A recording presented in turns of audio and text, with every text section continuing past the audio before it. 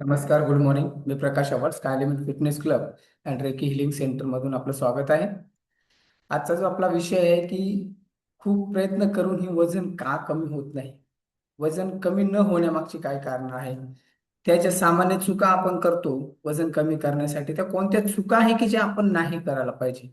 कारण खूप सारे लोक डाएट करतात, व्यायाम करतात, चालतात, पोहायला जातात, तरी त्यांच्या वजनावर पाहिजे तसा इफेक्ट येत नाही. मग यामागे फक्त जास्त खाणे हे कारण नसतं, तर शरीरातील काही हार्मोन्स आहे, झोप, ताण तणाव, काही पोषण तत्वाची कमी आपल्या शरीरामध्ये होत असते, काही औषधी असतात, जे इतर असे खूप सारे कारण वजन कमी न होण्यामागचे असतात. तर यामधलं जे पहिलं कारण आहे की पहिलं कारण म्हणजे कॅलरी डेफिसिट नसणे. वजन कमी करण्यासाठी घेतलेल्या कॅलरीपेक्षा जर जास्त कॅलरीज खर्च होणे खर्च होत असेल, तरच आपलं वेट कमी होऊ शकतं. पण त्या जर जास्त खर्च होत नसेल, तर मात्र त्या कॅलरीज आपल्या बॉडीवर स्टोअर होऊ शकतात. मग सामान्य चुका ह्यामध्ये काय होतात? एक हेल्दी समजून, एक चांगलं समजून जे आपण खायला चालू करतो ते म्हणजे सगळ्यात मोठं ड्रायफ्रूट. पण ड्रायफ्रूट हे वजन कमी करत नाही, ही तर पहिली गोष्ट तुम्ही आपल्या मनामध्ये फिक्स करायला पाहिजे. त्यानंतर आपण बऱ्याच वेळेस ड्रायफ्रुट्स घेतो, ते ड्रायफ्रुट्स बऱ्या प्रमाणात आपल्याला व्हिटॅमिन्स देतात किंवा बऱ्या प्रमाणात आपल्या शरीराला ताकद द्यायचं काम करतात, पण वजन कमी करण्यासाठी ड्रायफ्रूट नक्कीच चांगले नाहीये. दुसरं त्याच्यात चूक असते सामान्यपणे बघा, किती जणांना सांगितलं की व्हाईट शुगर आपल्याला चांगली नाहीये. मग आपण काय करतो, चहाला अल्टर शकतो की सर कॉफी घेतली तर चालेल का? आणि शेवटी कॉफीमध्ये सुद्धा आपण बऱ्याच जण साखर टाकतात. ही साखर स्किप करणं आपल्यासाठी खूप महत्वाचं आहे, खूप गरजेचं आहे. बऱ्याच वेळेस एक डाएट म्हणून, एक चांगलं म्हणून किंवा स्वतःचं माइंड लावून फळांचे ज्यूस घ्यायला चालू करतात. ही पण एक सामान्य चूक वजन कमी होत नाही यामधले असू शकते. आणि आठवड्यातून एक दोन वेळेस, तीन चार वेळेस चीट मिल खूप जास्त खायला आवडतं सर्वांना, जे की वजन कमी करण्यासाठी खूप मोठा शत्रू आहे, की जे वजन कमी होऊ देत नाही. आणि सगळ्यांचा एक गोड गैरसमज असतो की मी खाण्यापिण्यामध्ये जर थोडस कमी केलं तर माझं वजन कमी होईल का? नाही मित्रांनो, कमी खाणं म्हणजे वजन कमी होणं हा गोड गैरसमज आपल्या मनातून काढून टाकायला पाहिजे. कमी खाल्ल्यानं वजन कमी होत नाही. दुसरं एक चूक असते की आपलं बीएमआर, आपल्या बॉडीचा बीएमआर कमी असणं हे सुद्धा वजन कमी होऊ देत नाही. बीएमआर म्हणजे काय की बसल मेटाबॉलिक रेट, जो आपले जे शरीर आहे विश्रांतीमध्ये असताना सुद्धा, नॉर्मल मध्ये असताना सुद्धा कॅलरी खर्च करण्याची जी एनर्जी त्यामध्ये असते ती जर कमी असली, तर मात्र आपलं वजन कमी होत नाही. या मागं काही कारण असतात प्रामुख्यानं. जसं वय वाढणं, जास्त वय असलं म्हणजे 30-35च्या पुढे गेलं तर आपला मेटाबॉलिक रेट ऑटोमॅटिक कमी व्हायला चालू होतो. त्यानंतर मसलचे प्रमाण आपल्या शरीरात कमी असतात.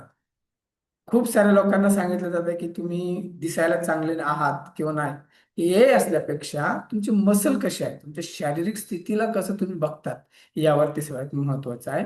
आणि त्यानंतर खूप कमी कॅलरीचा डाएट जर आपण कंटिन्यू घेत असाल, तर मात्र ते आपल्यासाठी धोकादायक असू शकतं. त्याच्यामुळे सुद्धा आपला मेटाबॉलिक रेट हा कमी होतो. दीर्घकाळ उपाशी राहणं, कारण वजन कमी करण्यासाठी प्रत्येकाच्या मनामध्ये एक असतं की मी जर जेवण कमी केलं तर मी मात्र वजन कमी करू शकतो. पण आपली बॉडी आपल्यापेक्षा स्मार्ट आहे, त्यामुळे जास्त वेळ उपाशी राहणं म्हणजे वजन कमी होत नाही. 3 नंबरला असतं की प्रोटीन युक्त आपला जो आहार आहे, तो आहार आपला प्रॉपर होतोय का? प्रोटीन जर कमी असलं आपल्या आहारामध्ये तर काय होईल? आपले स्नायू कमी होईल, म्हणजे आपले मसल्स डाऊन व्हायला चालू होतात, क्रॅक होतात. त्यानंतर आपला मेटाबॉलिझम रेट मंदावतो, तो पाहिजे तसा होत नाही, आणि त्यामध्ये भूक जास्त लागते.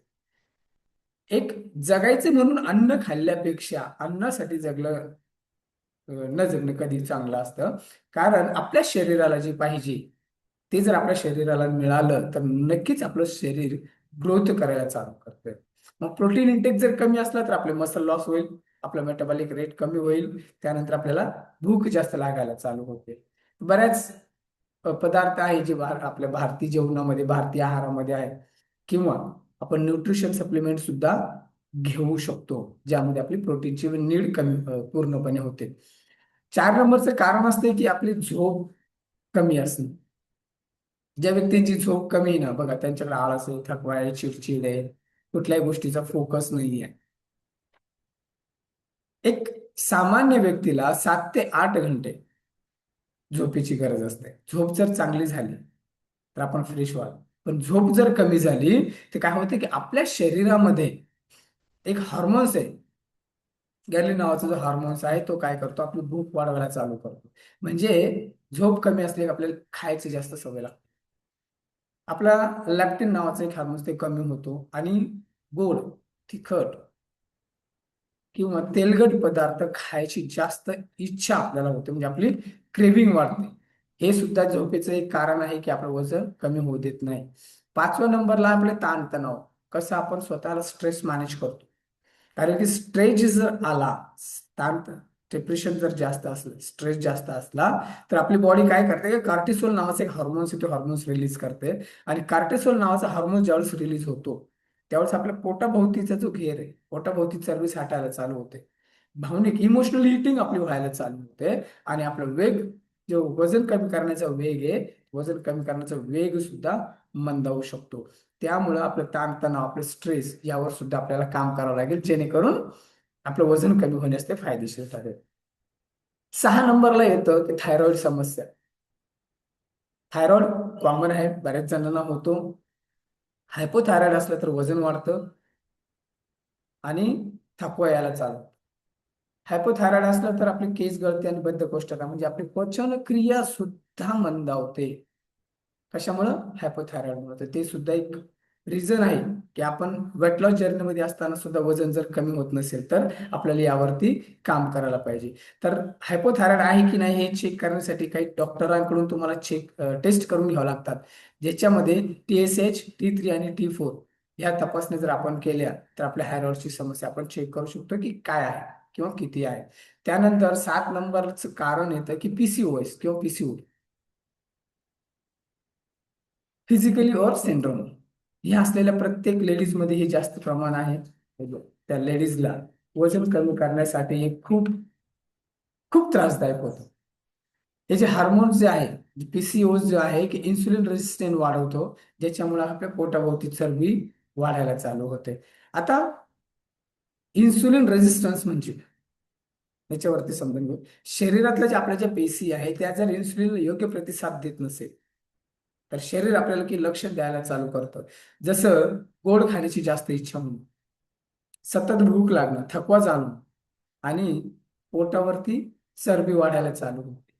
हे झालं इन्सुलिन रेजिस्टन्सचं लक्षण, जे आपल्याला शरीर देतं ते आपल्याला कळायला पाहिजे. 9 नंबरला आहे आपल्या पोषक तत्वाची कमी. आपण जे आहार घेतोय, सध्या जो आहार घेतोय याच्यामध्ये न्यूट्रिशन व्हॅल्यू जर म्हटलं 100 मध्ये फक्त 10 ते 15% वाढले. जे आपण जे खातो हे पोट भरण्यासाठी ठीक आहे, पण बॉडीला देण्यासाठी जर म्हटलं तर आपल्याकडे काही आहार चेंज करून घ्यावा लागेल. आणि तो आहारामध्ये जर काही minerals, vitamin, selenium, zinc, magnesium, iron, vitamin D, vitamin B12 हे असल्याचे पोषक तत्व आहे. त्याच्यामध्ये कार्ब्स येतात, फॅट येतो, गुड फॅट ज्याला म्हणतो आपण, ज्याच्यामध्ये प्रोटीन येतो.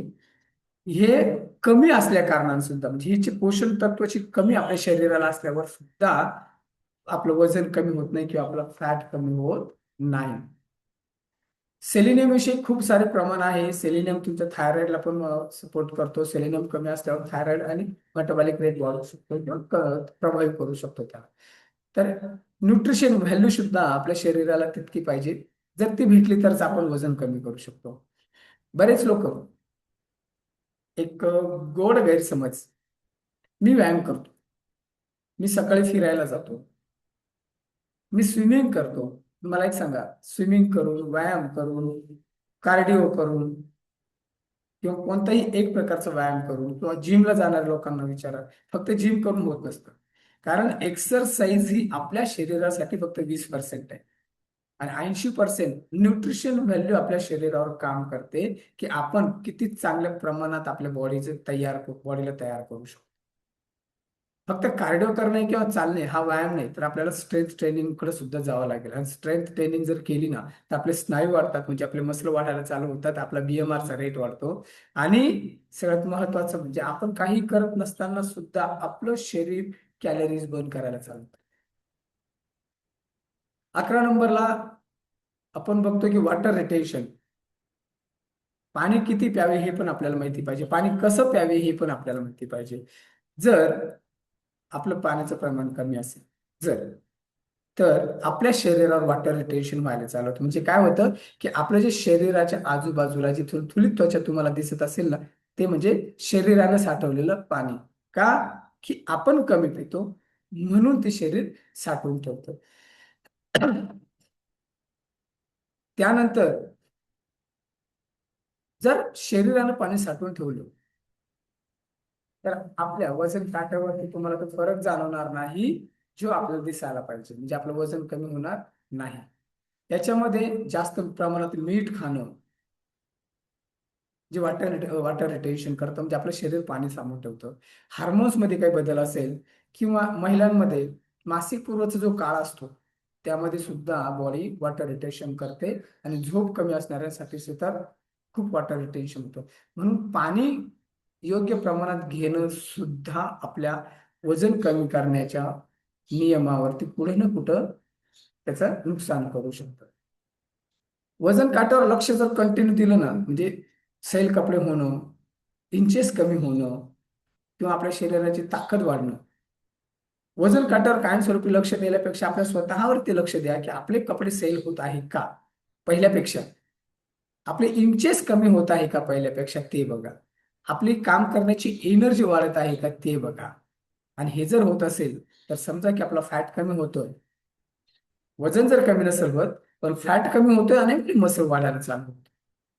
या सगळ्या गोष्टी जर आपण प्रॉपर फॉलो केल्या, तर नक्कीच आपण आपल्या फॅट लॉस जर्नीमध्ये चांगल्या प्रमाणात काम करू शकतो. तर मग यासाठी काय करायला पाहिजे? वजन कमी करण्यासाठी तर आपल्याला पुरेसे प्रोटीन, म्हणजे आपल्या वजनाच्या 1.6 to 1.7 ग्रॅम प्रोटीन पर केजीला आपण आपल्या बॉडीला द्यायला पाहिजे. 7 ते 8 तासाची झोप आपल्यासाठी पाहिजे. आठवड्यातून कमीत कमी 3-4 वेळा तरी आपण स्ट्रेंथ ट्रेनिंगकडे वळायला पाहिजे.